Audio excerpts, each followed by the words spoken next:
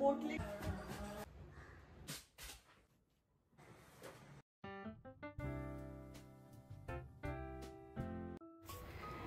जब जिम्मेदारी आएगी ना, खुद समझ जाओगी कैसे काम करना है, किस तरीके से करना है। सफाई से करना है, सफाई से करो। ये बातें आप लोगों ने भी बहुत सुनी होगी, मम्मी से काफ़ी डांटें खाई होंगी इस मामले में। Hey everyone, welcome back. कैसे हो आप सब? होपफुली सब बढ़िया होंगे, खुश होंगे। मैं भी यहाँ एकदम मस्त हूँ, मज़े में हूँ। अपनी जिम्मेदारियों को निभाते हुए हमें बहुत से काम करने पड़ते हैं। जिम्मेदारियां निभानी भी चाहिए, क्योंकि जब तक जिम्मेदारी हमारे सर पे नहीं होगी तो हम कुछ काम कर भी नहीं पाएंगे। कोई भी व्यक्ति हो, किसी भी लेवल पे हो, जब तक उसके सर पर जिम्मेदारी नहीं होती ना, वो कुछ कर ही नहीं पाता है। तो यहाँ पर बस आज ढेरों कपड़े ना रखे हुए थे इधर उधर, सबको मैंने अच्छे से फोल्ड किया है और जितने भी अलमारी में बिखरे हुए थे उनको अच्छे से रखा है।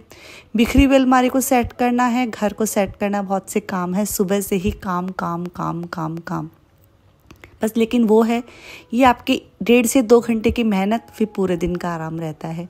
घर की साफ़ सफाई अच्छी भी लगती है, सभी को अच्छी लगती है।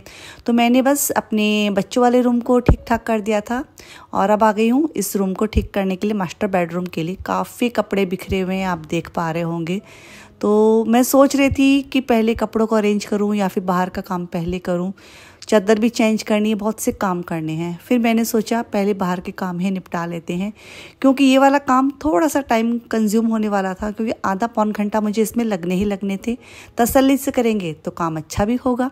तो मैं आ गई थी किचन में, अपना किचन ठीक ठाक करने के लिए। तो किचन को अरेंज करूँगी। किचन को रोज़ ही अरेंज करना पड़ता है। हम इंडियंस के किचन में बहुत से आइटम बनते हैं। Winter special lunch, breakfast, dinner recipe, summer special lunch, breakfast, dinner recipe and rainy special. सब कुछ अलग अलग आइटम बनते हैं और अलग अलग स्टेट को हम बिलोंग करते हैं, तो खाना वाना भी काफ़ी मस्त बनता है और हम मज़े से खाते भी हैं और सबको खिलाते भी हैं। हम इंडियंस की यही पहचान है। और लेकिन इस अफड़म तपड़म में सुबह सुबह थोड़ा सा बिजी हो ही जाता है किचन, और डेली क्लीनिंग उसको करने में आधे से पौन घंटा लगती ही लगती है। तो बस यहाँ पर किचन की जो डेली क्लीनिंग है वो मैं कर रही हूँ। लेकिन ये डेली क्लीनिंग है ना, मन को सुकून देती है। और यहाँ पर बस ये जो मेरी इसमें मैं रखती हूँ प्याज और आलू की बास्केट है, इसको भी मैंने अच्छे से पोंछ के रख दिया है। और इसमें मैं पेपर बिछा के रखती हूँ, और आज मैंने इसमें पॉलीथीन रख दी है। पेपर थोड़े से गंदे हो गए थे तो मैंने उसको हटा दिया है। अब बारी आती है ना डस्टबिन को, क्योंकि डस्टबिन है ना, उसको भी अच्छे से हमेशा रखना चाहिए। काफ़ी लोग क्या करते हैं, डस्टबिन में बस गार्बेज बैग ऐसे ही लगा देते हैं। कई बार गार्बेज बैग फट जाती है तो पानी है वो लीकेज हो जाता है, पूरा डस्टबिन खराब हो जाता है। हमेशा पहले पेपर बिछाना चाहिए। चलिए, हो गई यहाँ पे किचन की साफ़ सफाई और बच्चों के रूम की साफ़ सफाई भी हो गई। अब चलते अपने लिविंग एरिया को साफ़ करने के लिए। और लिविंग रूम आप देख सकते हैं, मेरे लिविंग रूम में भगवान का छोटा सा हमने मंदिर है बना के रखा है। काफ़ी बड़ी जगह नहीं है, तो यहाँ पर ही हमने उनको विराजमान करके रखा। आज मेरी नज़र इस वाले कैबिनेट पे गई, और कैबिनेट काफ़ी दिनों से नज़र में तो था, लेकिन मैं अवॉइड करके रखी थी। आंखें मूंद लो ना, उससे थोड़ी साफ़ सफाई हो जाती है। तो सोचा चलो भैया आज इसको साफ़ कर ही देते हैं। तो इसमें से काफ़ी ऐसा सामान निकला जो मुझे डीक्लटर करना था, और जब तक डीक्लटर नहीं करेंगे क्लीनिंग करने का कोई मतलब नहीं है। और ऑर्गेनाइजेशन तो भूल ही जाना। तो यहाँ पर मैंने बस इतना सामान निकाला है। मेरा ऊपर का ना एक सेल्फ है ना, वो तो खाली हो गया था, काफ़ी सामान उसमें से निकला। लेकिन जब साफ़ सुथरा होता है ना, कितना सुंदर लगता है, मन को सुकून देता है। और ये मैंने आपको देखिए कितनी इसमें जगह बन गई अच्छे से, पूरा एक ऊपर का सेल्फ खाली हो गया था। अब चलिए, हमारी जो कॉफ़ी टेबल है ये काफ़ी हमारा सामान रख के ढोती है पूरा सुबह से लेके शाम तक। सुबह मैं क्लीन करती हूँ, इसको अच्छे से अरेंज करती हूँ, लेकिन शाम होते होते इस कदर ये भर जाती है कि इसका जो शीशा है ना वो भी कभी कभी दिखाई नहीं देता है। तो यहाँ पर बस मैंने इसको भी अच्छे से क्लीन कर दिया है। क्लीन करने के बाद तो हर चीज़ साफ़ सुथरी नज़र आती है और सुंदर भी लगती है। तो ये वाला एरिया भी मैंने क्लीन कर दिया। अब जितने भी स्टेचूज़ रखे हैं ना, थोड़े बहुत शोपीस भी रखे हैं मैंने घर पर, जैसे आप देख पा रहे हैं। तो इनको भी मैं गीले सूखे कपड़े से क्लीन कर रही हूँ, कॉलिन स्प्रे से नहीं कर रही हूँ। तो गीले सूखे कपड़े से भी करते हैं, काफ़ी डस्ट निकल ही जाती है। तो वो एरिया मेरा नीट एंड क्लीन हो गया।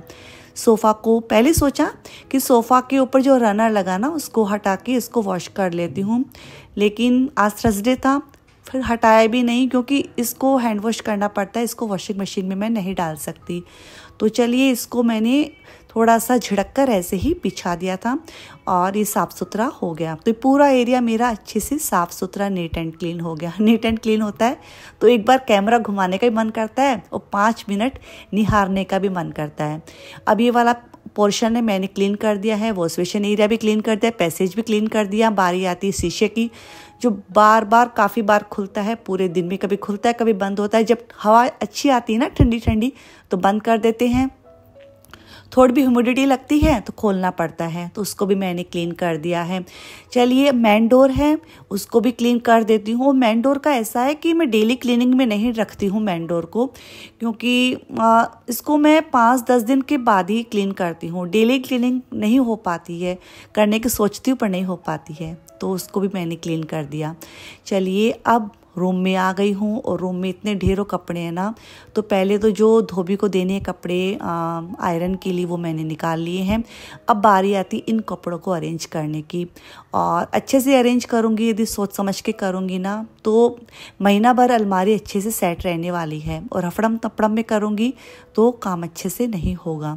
तो यहाँ पे ना छोटे छोटे कपड़े हैं मैं एक ऑर्गेनाइज़र में रखती हूँ, और जो मेरी वॉचेज है उसको अलग ऑर्गेनाइज़र में रखती हूँ। इस बार दीपावली पे मैंने काफ़ी ऑर्गेनाइज़र है परचेज किए थे और मैं अच्छे से उनको अरेंज करके रखती हूँ। और मेरी जो ड्रेसेस रहती ना उनको मैं इस तरह से ही रखती हूँ, तो मुझे मिल भी जाती है और वो सेफ़ भी रहती हैं। थ्रेड आपस में टकराते नहीं है, फटते नहीं हैं और निकलते नहीं हैं।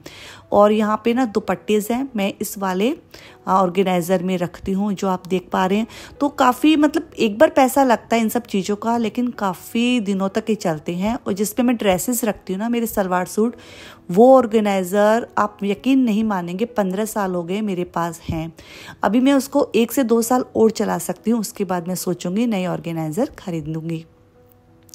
तो यहाँ पर बस ये ड्रेसेस है, इनको मैं हैंगर में लगा दूंगी, क्योंकि ये ड्रेसेस मुझे घर पे ही पहनने की होती हैं, तो इनको मैं हैंगर में लगा दूंगी। हैंगर में रहेगा तो हैंडी रहेगा, आसानी से मैं इनको निकाल सकती हूँ और पहन सकती हूँ। तो बस इस तरह से जब काम करते हैं ना मन को बड़ा तसल्ली मिलता है और सुकून मिलता है। और मैंने सोचा आज तीनों ही अलमारी में ना जो कपड़े मैंने इस तरह से, मतलब कभी कभी होता है ना हम इधर उधर कभी जाते हैं तो कपड़े ऐसे ही अलमारी में ठूस देते हैं, तो वो काम मैंने किया था। इन 15-20 दिनों में मैंने अलमारी को संभाला ही नहीं था। और किसी भी चीज़ को जब आप अवॉइड करते हो, संभालते नहीं हो, तो वो ना बड़ी गंदी लगती है। और आज बस सोच ही लिया था मैंने कि जो बेड पे रखे कपड़े सिर्फ उनको ही ऑर्गेनाइज नहीं करना है मुझे, जो रखे ना, जो मैंने ठूस ठूस के इधर उधर औने कोने में फंसा रखे हैं, अच्छे से उनको अरेंज करना है। दिवाली वाली सफाई तो नहीं है, लेकिन हम इस तरह से अरेंज करेंगे ना, कपड़ों को सहेज के रखेंगे, तो कपड़े ना हमारी भी शोभा बढ़ाते हैं और हमारे अलमारी की शोभा भी बढ़ाते हैं।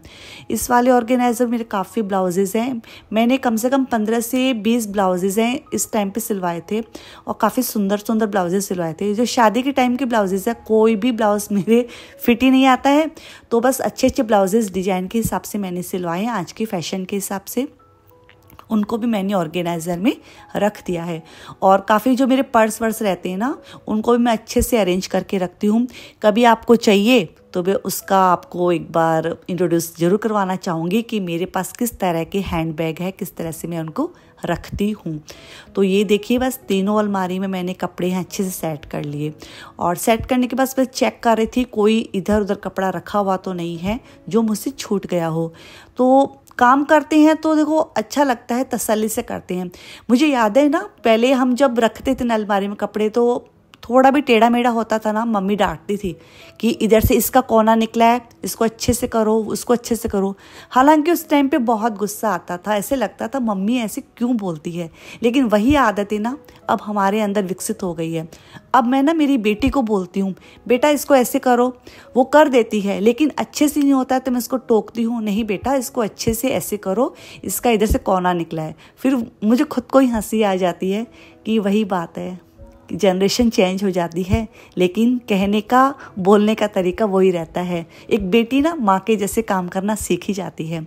तो बस यहाँ पर ना काफ़ी कपड़े मैंने अरेंज कर लिए थे, और ऐसे लग रहा है कि बेड को अब सांस मिल रहा है, कितने कपड़े रखे थे इसके ऊपर। तो ये बेडशीट मैं चेंज करूँगी और मैंने ना बेड के मैट्रेस के ऊपर ना प्रोटेक्टर नहीं लगा के रखा है, मुझे मिल भी नहीं रहा है क्योंकि मेरा बेड जैसा कि आप देख सकते हैं थोड़ा छोटा है। बाज़ार में गई थी, बड़े बड़े बेड का जो प्रोटेक्टर है मैट्रेस का वो तो मिलता है, लेकिन इसका स्पेशल ऑर्डर से बनता है। देखिए कब बनता है। तो यहाँ पे चादर है, लगा दूंगी, साफ़ सुथरी चादर, नीट एंड क्लीन, और ये लगने के बाद तो ना बहुत बढ़िया लगता है। तो बस यहाँ पर मैंने साफ़ सुथरी चादर जैसे कि लगा दी है, और ये चादर ना बहुत बढ़िया है। इसको मैं इतना वॉश कर चुकी हूँ, लेकिन पैसा वसूल है ये चादर। एक बार इसका पैसा लगा था, लेकिन उसके बाद भी इसको मैंने काफ़ी अपनी मेरी वीडियोस में देखा होगा, ये वाली चादर मैं काफ़ी बिछाती हूँ, और गर्मियों के मौसम में तो ज़्यादा ही प्रेफर करती हूँ। जैसे गर्मी का मौसम तो अभी नहीं है, हल्की हल्की ठंड है, हवा चल रही है, तो बस यहाँ पर मैंने इस चादर को लगा दिया है। हे गाइस, ये था मेरा छोटा सा क्लीनिंग वीडियो। 1.5 से 2 घंटे की मेहनत सुबह सुबह की, किस तरह से अपने घर को ऑर्गेनाइज करती हूँ, अरेंज करती हूँ, क्लीन करती हूँ, किस तरह से मैं रखती हूँ, और कौन सी टिप्स आपको पसंद आई, कौन सा आइडियाज़ आपको पसंद आया। यदि पसंद आए तो लाइक करना, कमेंट करना। That's all for today. मिलती हूँ न्यू वीडियो में, तब तक के लिए बने रहिए। हाँ, यदि आप ये आवाज़ पहली बार सुन रहे हैं ना, तो वीडियो को लाइक, कमेंट, सब्सक्राइब करने के साथ साथ कर दीजिए। कमेंट करेंगे ना तो मुझे पता चलेगा कि आपको मेरा वीडियो कितना पसंद आ रहा है। एक प्यारा सा छोटा सा कमेंट कर दीजिए। तब तक के लिए बाय बाय।